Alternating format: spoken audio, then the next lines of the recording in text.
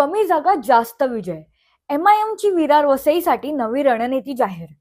विरारमध्ये MIM पक्षाने व्हीव्हीएमसी निवडणुकीसाठी नवी रणनीती जाहीर केली आहे. कमी जागा लढवून जास्त जागा जिंकणे हे पक्षाचे उद्दिष्ट आहे. झोपडपट्टी विकास, शिक्षण आणि हॉस्पिटल्सवर भर देण्यात येणार आहे. एमआयएम सर्व जाती धर्म लोकांच्या विकासासाठी काम करणार आहेत. काँग्रेसवर जागा वाटपावरून टीका केली आहे.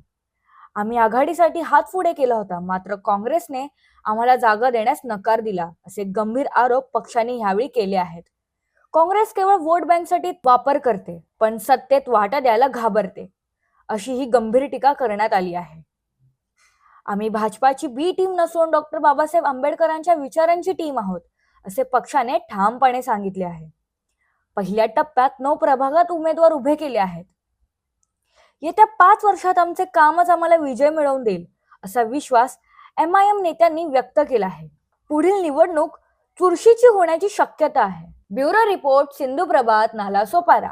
वसई विरार शहर महानगरपालिका 2026च्या सार्वत्रिक निवडणुकीमध्ये एआयएमआयएम पक्षातून मी प्रभाग क्रमांक 21 मधून मी निवडणूक लढवित आहे आणि पक्षाने माझ्यावर जो विश्वास दाखवलाय तो नक्कीच विश्वासास मी सार्थ होईल आणि त्यात यशस्वी होणार.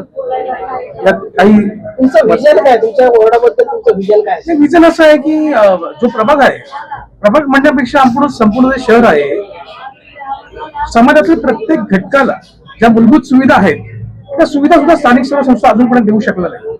गटर्स आहेत, काही नाले आहेत, आजही ते गलिच्छ वस्ती आहेत सगळे. त्यांचा फक्त स्वतःची घरं आणि स्वतःचा परिसर छोटासा जो असतो तो सोडून बाकी इतर जनतेला ज्या काही खालच्या लेवलला जे राहत आहेत, खालच्या लोकांनी छोट्या घरामध्ये राहत आहेत, छोट्या चाळीमध्ये राहत आहेत, समाजातील छोटे घटक आहेत, त्यांच्यापर्यंत कुठल्याही सुविधा पोहोचत नाही. आरोग्य सुविधा पोहोचत नाहीये, पाण्याचे कनेक्शन सुद्धा नाही येत. तुमच्या समोर माजी महापौर आहेत, त्यांचं कसं कडवं आव्हान असणार? नाही, मी त्यांचं आव्हानच समजत नाही. आम्ही जेव्हा उतरलोय ते त्यांना आव्हान मी म्हणतो, ज्या दिवशी आज तुम्ही मला प्रश्न विचारला म्हणून सांगतोय, ज्या दिवशी आम्ही अर्ज दाखल केला आणि त्याने पाहिलं की एआयएमआयएम पक्ष हा निवडणुकीत उभा राहतोय आणि मला उमेदवारी दिलेली आहे, त्यानंतर आमच्या काही कार्यकर्त्यांकडे स्वतः महापौर आले आणि म्हणाले, अरे असं काय करताय तुम्ही, माझ्या विरोधात तुम्ही उभा राहताय, तर मला मदत करा, आपले वोट डिवाइड होतील आणि अर्ज मागे घेतला तर फार बरं होईल. मी त्यांना एवढंच सांगितलं, शिवशाहू फुले, अण्णाभाऊ आंबेडकर आणि संविधानाचे जे कार्यकर्ते आहेत ते कधी मागे हटतात का, पुढे येतात?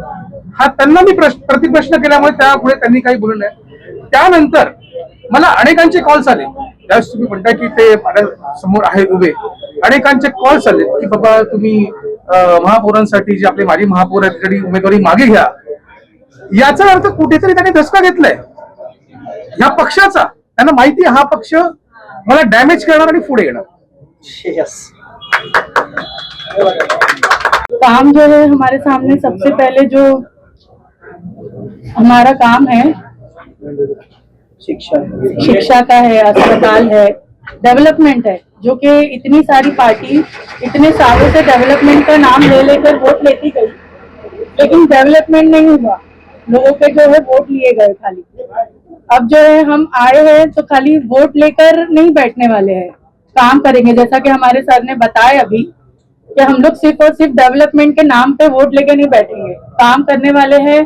जैसे यहाँ की बुनियादी जरूरत है, अस्पताल है, शिक्षा के लिए स्कूल है, ये सारी चीजें यहाँ पे मुहैया ही नहीं है इतने सालों से. मैडम, आपका नाम क्या है? रुबीना अम्मार पटेल.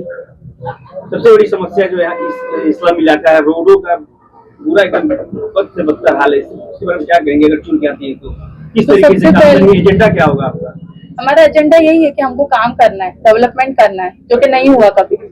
हमारे रोड्स है, गटर है, नाले, और जो है सबसे पहली बुनियादी जरूरत है हमारी रोटी कपड़ा मकान आती है, लेकिन आज उसको हमने उसमें एक और चीजें, सब कुछ चीजें जो है ऐड हुई है, वो है हमारी पढ़ाई, बच्चों की शिक्षा, अस्पताल. जो लेडीज है जिनके लिए वो अस्पताल यहाँ से कहीं टीएमसी अपना वीवीएमसी का जो है अस्पताल यहाँ पे है ही नहीं. हमको गवर्नमेंट अस्पताल की सुविधा नहीं है, गवर्नमेंट स्कूल की सुविधा नहीं है यहाँ पर. रोड वगैरे जो आहे ना, जो आपण ऍक्सिडेंट खूप जास्त होतात.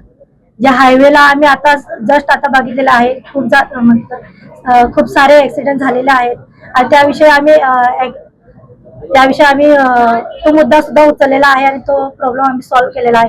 रोड सुद्धा आम्ही बनवून घेतलेला आहे निवडणूक मध्ये उभं राहण्याच्या अगोदर. त्यासाठी आता आपण खूप प्रयत्न करू, कारण की दवाखाने खूपच कमी आहेत आणि डिलिव्हरी असलेल्या बायकांना खूप लांब लांब जावं लागते आणि रोड अतिशय वाईट आहे.